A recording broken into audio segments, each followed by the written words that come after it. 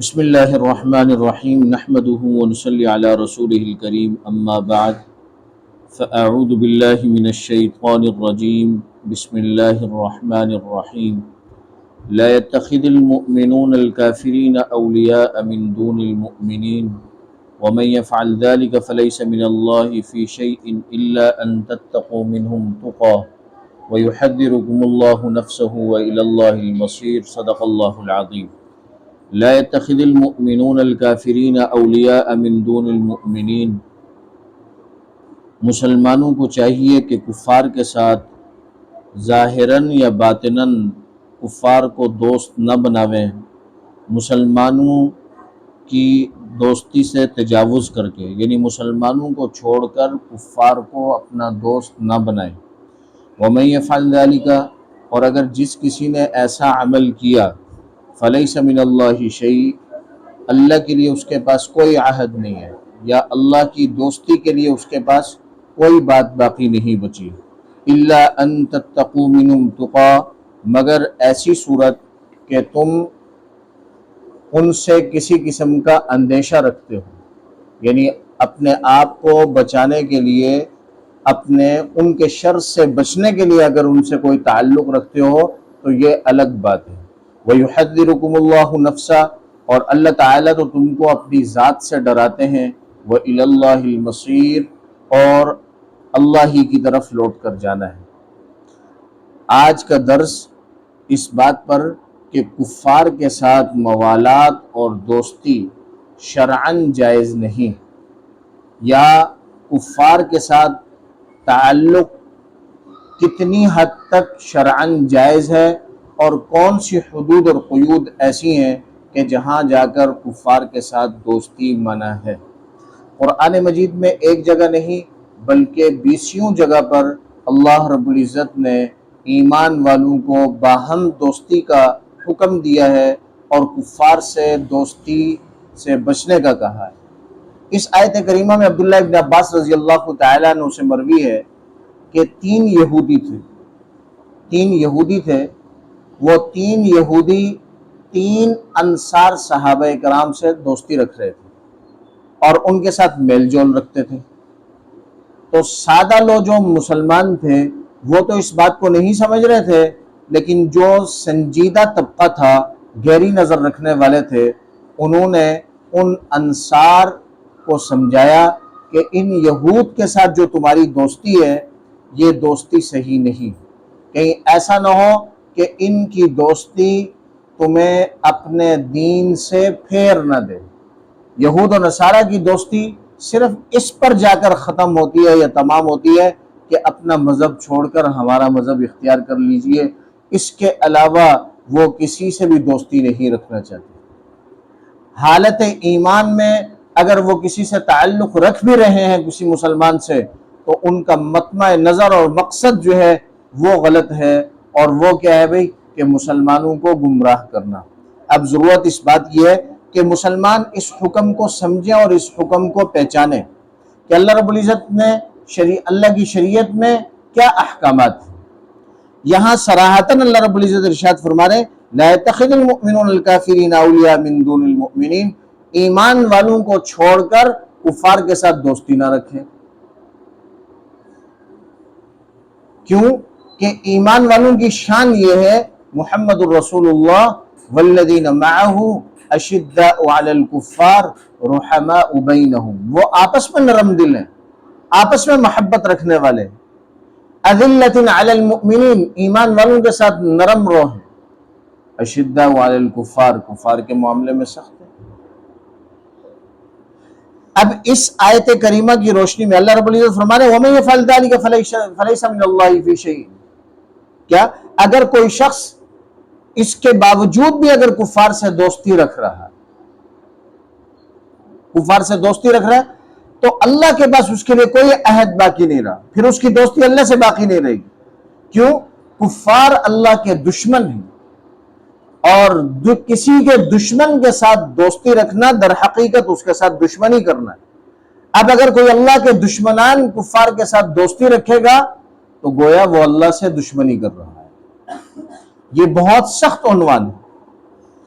اب یہاں پر جو دوستی سے منع کیا گیا، اگر غور کیا جائے شریعت پر اور شریعت مطہرہ میں اگر غور کیا جائے تو 3 صورتیں نکل رہی ہیں دوستی کی۔ کتنی کفار کے ساتھ کتنی صورتیں نکل رہی ہیں؟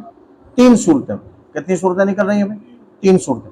نمبر 1 کہ وہ کفار کے ساتھ ان کی دوستی کسی مسلمان کی ان کے دین کی وجہ سے ہو، یہود کے ساتھ دوستی یہود کے دین کی وجہ سے ہو، نصارہ کے ساتھ دوستی ان کے دین کی وجہ سے ہو، قادیانیوں کے ساتھ دوستی ان کے دین کی وجہ سے ہو، روافض اور شیعہ کے ساتھ دوستی ان کے دین کی وجہ سے ہو، تو یہ تو کفر ہے۔ اگر ہماری دوستی ایمان والوں کی دوستی ان کے مذہب کی وجہ سے ہے تو یہ کفر ہے، کیونکہ وہ مذہب کے اندر باطل ہیں۔ ان کا مذہب اس وقت موجودہ طور پر اس لائق نہیں، بلکہ قرآن و سنت کے آنے کے بعد، نبی علیہ الصلوۃ والسلام کے آنے کے بعد تمام ادیان منسوخ ہو چکے۔ اب وہ اس لائق نہیں کہ ان کے مذہب کی وجہ سے ان سے دوستی رکھی جائے، یہ کفر ہے۔ دوسری صورت یہ ہے کہ دل سے ان کے مذہب کو برا سمجھے، دل سے ان کے مذہب کو برا سمجھے، لیکن دنیاوی جو معاملات ان کے ساتھ ہیں اس میں خوش اسلوبی کے ساتھ ان کے ساتھ معاملات رکھیں، تو یہ صورت بالاجماع جائز ہے۔ ان کے مذہب کو دل میں برا سمجھے، لیکن دنیاوی جو معاملات ہیں ان میں خوش اسلوبی کے ساتھ پیش آئے، بالاجماع یہ صورت کیا ہے بھائی؟ جائز ہے۔ بالاجماع یہ صورت کیا ہے بھائی؟ جائز ہے۔ اور تیسری صورت کیا ہے بھائی؟ ان دونوں کے درمیان ہے کہ دل میں تو ان کے مذہب کو برا سمجھے، لیکن ان کے ساتھ کوئی رشتہ داری ہے، قرابت داری ہے، یا ان کے ساتھ دوستی ہے، یا ان کے ساتھ کوئی دنیاوی غرض ہے، تو اس قرابت داری کی وجہ سے، اس دنیاوی غرض کی وجہ سے، اس دوستی اور تعلق کی وجہ کے ساتھ وہ ان کے ساتھ دوستی کو مزید بڑھا رہا ہے، اور اس درجے تک پہنچ رہا ہے کہ اس دوستی سے مسلمانوں کو نقصان بھی ہو رہا ہے کہ وہ کبھی کبھار مسلمانوں کے راز بھی ان کو بتلا رہے ہیں، وہ کبھی کبھار مسلمانوں کے راز بھی ان کو بتلا رہا ہے اور مسلمانوں کی جاسوسی بھی کر رہا ہے۔ یہ والی دوستی یہ کفر تو نہیں ہے لیکن بہت سخت گناہ ہے۔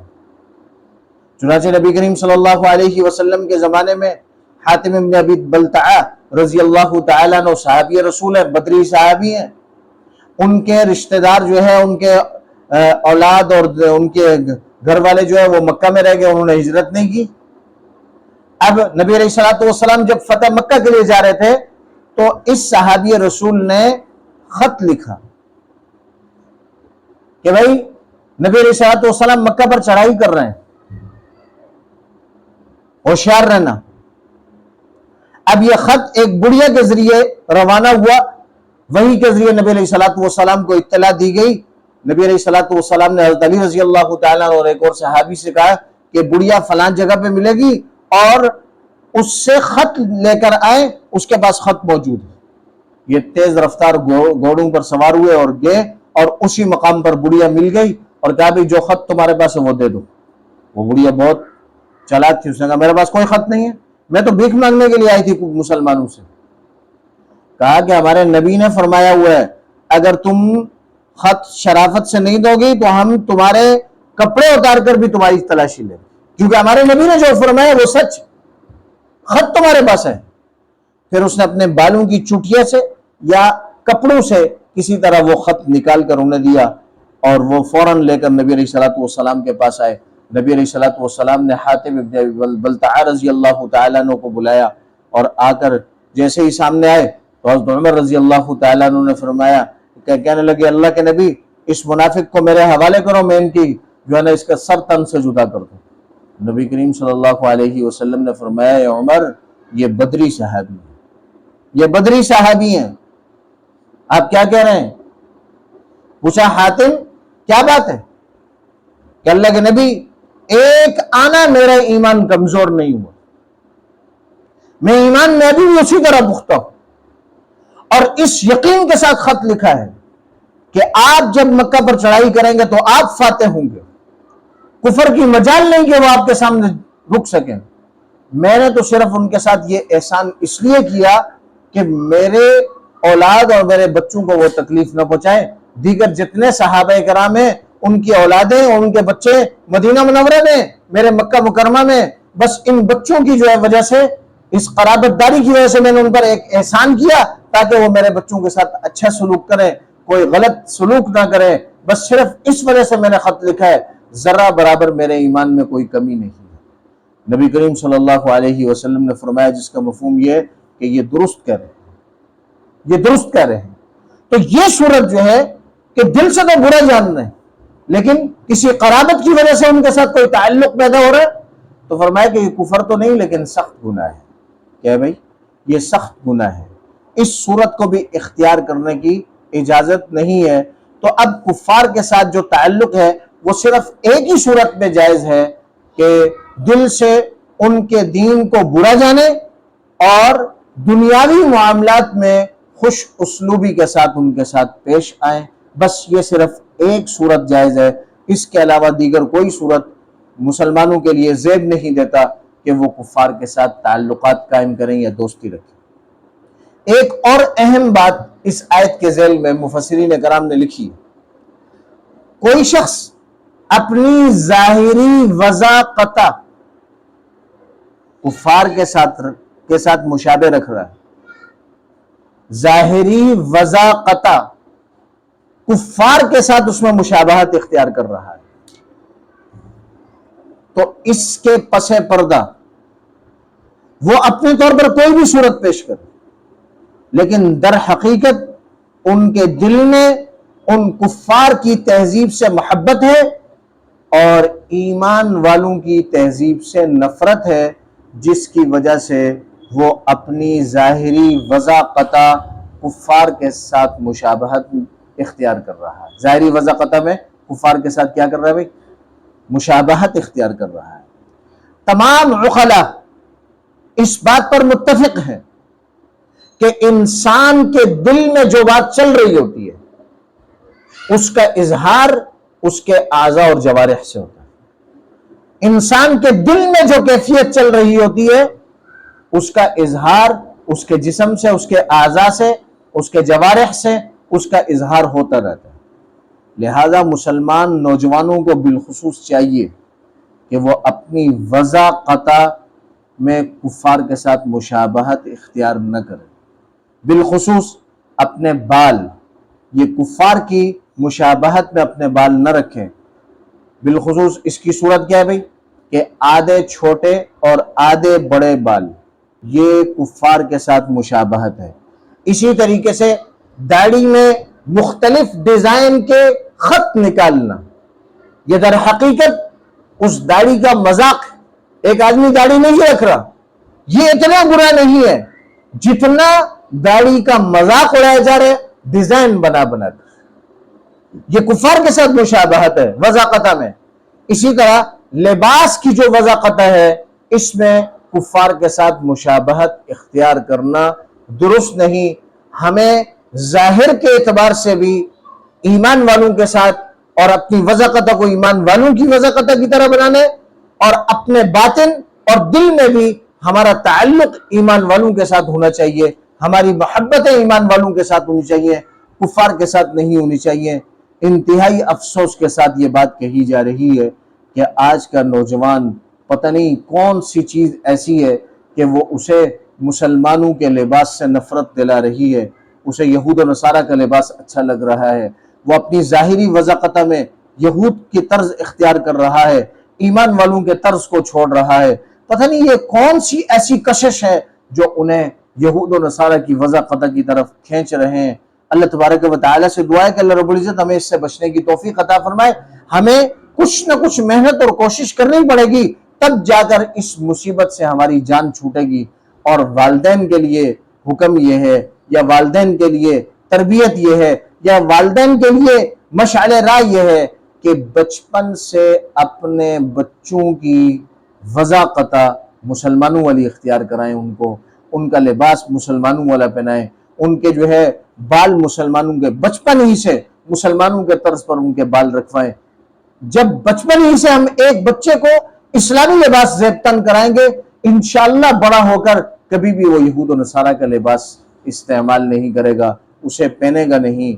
اگر میں نے پہلے بھی عرض کیا تھا، اگر پینٹ شرٹ کے عنوان سے بہت سارے ساتھی پھر سوال بھی کریں گے کہ پینٹ شرٹ جو ہے یہ یہود و نصارہ کا طرز ہے، ایمان مسلمانوں کا طرز نہیں ہے، تو اس میں اگر کہیں مجبوری ہے، کسی آفس میں اگر جاب کر رہا ہے جہاں انہوں نے اس وضاقتہ کو لازمی قرار دیا ہے اور آدمی اس کے علاوہ کوئی اسے ہنر بھی نہیں آ رہا ہے کہ وہ اس کے علاوہ کوئی جاب کر سکے، تو مجبوراً وہ لباس پہن کر جانا جائز ہے۔ لیکن اگر وہ وضاقتہ اس اعتبار سے کہ میں اس میں اچھا لگ رہا ہوں، میں اس میں خوبصورت لگ رہا ہوں، اگر اس وجہ سے وہ وضاقتہ اختیار کر رہا ہے تو یہ بہت خطرے والی بات ہے۔